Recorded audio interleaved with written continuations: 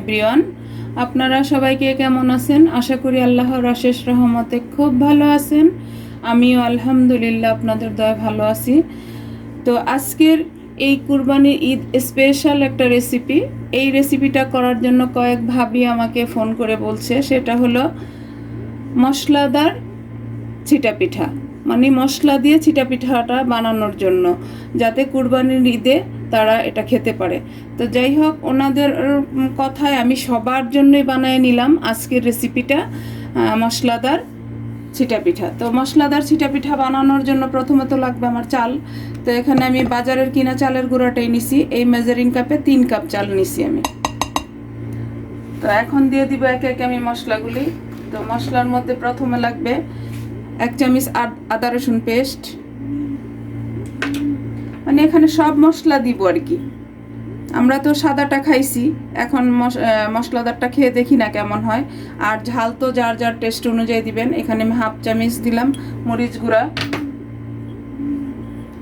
আর 1/2 চামচ দিব হলুদের গুঁড়া, 1/2 চামচ ধনে গুঁড়া, 1/2 চামচ জিরা গুঁড়া, আর এখন দিব স্বাদ মতো লবণ। এখন এটাকে আমি ভালো করে একটু মিশাই নিব।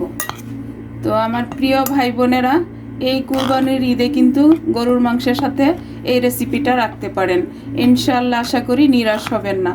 এই রেসিপিটা আমরা সবাই জানি বানাতে, এবং এটা আমাদের 90% মানুষেরই কিন্তু অনেক পছন্দের একটা পিঠা।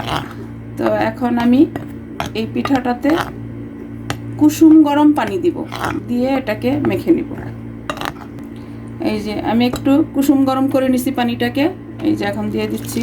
আর পানি কিন্তু একটু একটু করে দিয়ে এটাকে গোলায় নেবেন। এই যে একটু দিছি, আবার একটু দিব।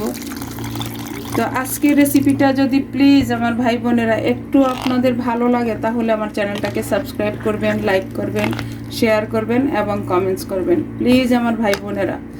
আর সবাইকে আমার তরফ থেকে ঈদ মোবারক। আর নতুনদেরকে জানাই আমার চ্যানেলে স্বাগতম। আপনারা আমার রেসিপিগুলি দেখবেন এবং আমার চ্যানেলটাকে লাইক, শেয়ার, কমেন্টস করবেন প্লিজ প্লিজ আমার ভাই বোনেরা। আর যারা ফেসবুক পেজ থেকে দেখছেন তাদেরকে বলতেছি, আপনারা আমার পেজটাকে লাইক, শেয়ার, কমেন্টস করে দেবেন। আমি কিন্তু প্রত্যেকটা ভিডিওতেই বলি আপনাদেরকে, কেন বলবো না, আপনারা আমার আপনজন, তাই না? এই যে দেখেন আমার ব্যাটারটা রেডি হয়ে গেল। এখন এটাতে আরেকটু পানি লাগবে, তো আরেকটু পানি দিয়ে দিলাম। আর পানির কোনো মেজারমেন্ট নেই, কারণ আপনি কতটুকু চালের বানাবেন ওই চালটা বুঝেই পানিটা দিতে হবে। আর এই যে এরকম একটা ব্যাটার হবে।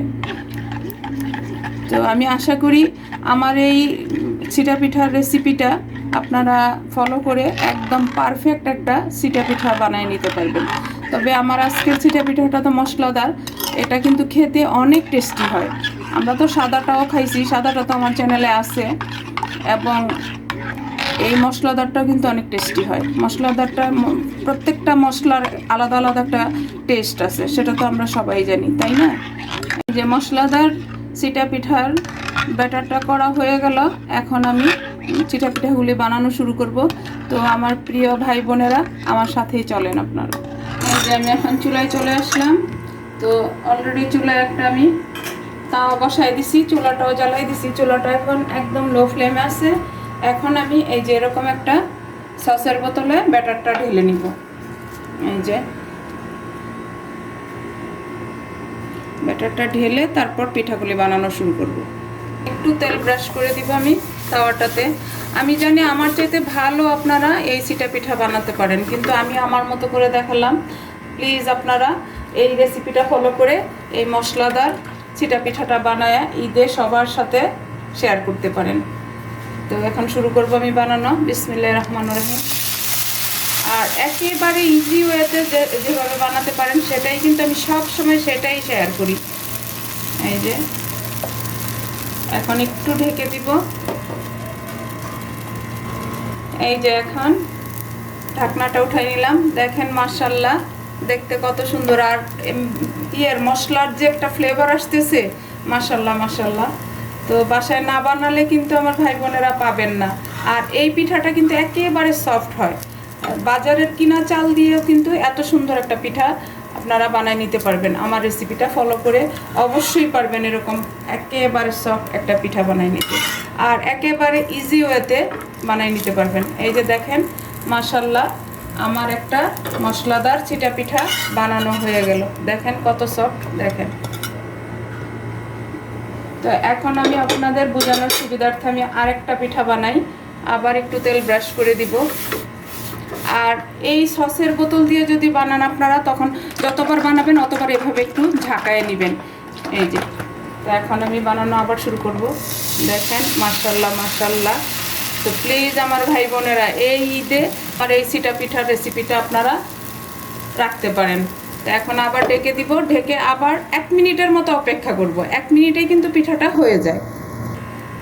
এই যে 1 মিনিট আমি ঢেকে রাখছি, এখন উঠাই দিলাম। এখন আবার একটু সময় দিব, এটাকে সময় দিয়ে বাস এটাকে উল্টায় নামাই নিব। একেবারে সহজ এই পিঠাগুলি বানানো, আর একদম অল্প উপকরণ অল্প সময়ের মধ্যেই এই পিঠাগুলি বানাই নিতে পারবেন।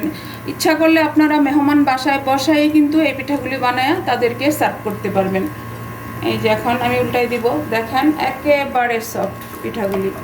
আর এই পিঠাগুলি একেবারে সারা দিন আপনার পিঠাগুলি সফট থাকবে।